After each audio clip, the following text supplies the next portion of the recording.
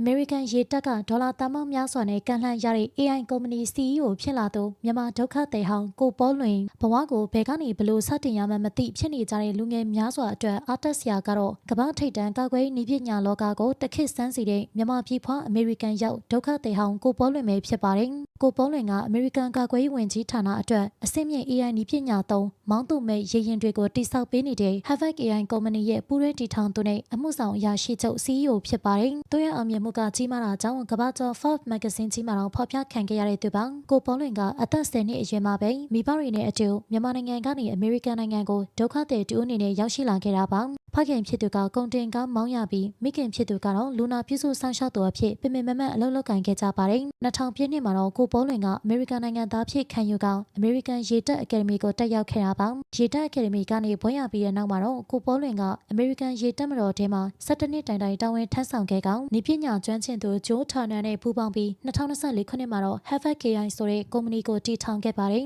Havoc AI ကအုပ်စုလိုက်လှုပ်ရှားနိုင်တဲ့ AI မောင်းသူမဲ့ရေယာဉ်ငယ်နည်းပညာကိုတည်ထွင်ခဲ့ပါတယ်အစဉ်သင့်ရှိပြီးသားရေယာဉ်တွေပေါ်မှာ Havoc AI ရဲ့ software ကိုတက်ဆင်လိုက်ရုံနဲ့အဲဒီရေယာဉ်ကမောင်းသူမဲ့ AI ရေယာဉ်ဖြစ်သွားပါတယ်လူတစ်ယောက်ထဲကနေမောင်းသူမဲ့ရေယာဉ်ပေါင်းများစွာကိုတပြိုင်နက်တည်းထိန်းချုပ်နိုင်ကောင်ဆက်သွယ်ရေးပြတ်တောက်သွားရင်တော့မှ AI ကသူ့အလိုလိုဆုံးဖြတ်ချက်ချပြီးစစ်စင်ရေးကိုဆက်လုပ်နိုင်ပါတယ်ဒီလိုဉာဏ်ရည်မြင့်မားတွေတည်ထွင်မှုကြောင့် Havoc AI ကအချိန်တိုအတွင်းမှာပဲယင်းနှမြုံနှံသူတွေစီကနေ American ဒေါ်လာတန်း200ဝန်းကျင်ထိရန်ပုံငွေရရှိထားကောင် American ကာကွယ်ရေးဝန်ကြီးချုပ်ဌာနကိုပါရေယာဉ်တွေရောင်းချနေရပြီဖြစ်ပါတယ်ကိုပေါလွင်ရဲ့မိဘတွေကတော့ truck ကားမောင်းပြီးတူနာပြုတ်အကိုလောက်ခဲ့ရပေမဲ့သူ့ရဲ့စူးစမ်းမှုကသူ့ကို CEO တယောက်ဖြစ်လာစေခဲ့ပါတယ်ဘယ်နေရာကစခဲ့ရတယ်လဲဆိုတာထက်ဘယ်ကိုသွားရမလဲဆိုတဲ့ပန်းတိုင်ကသာပိုအရေးကြီးတာပါသူများတွေကတော့တင်မော့အသစ်ဆောက်ဖို့စူးစမ်းနေတဲ့အချိန်မှာသူကရှိပြီးသားတင်မော့ကို AI တက်ဆင်တဲ့နီလန်းကိုတွေးခေါ်နိုင်ခဲ့ပါတယ်စီးပွားရေးမှာဖြစ်စေဘဝမှာဖြစ်စေသူများနဲ့မတူတဲ့စမ်းသစ်တဲ့တွေးခေါ်မှုကသာအောင်မြင်မှုကိုယူဆောင်လာပေးနိုင်တာကြောင့်အခုဆိုရင်တော့သူ့ရဲ့ကုမ္ပဏီက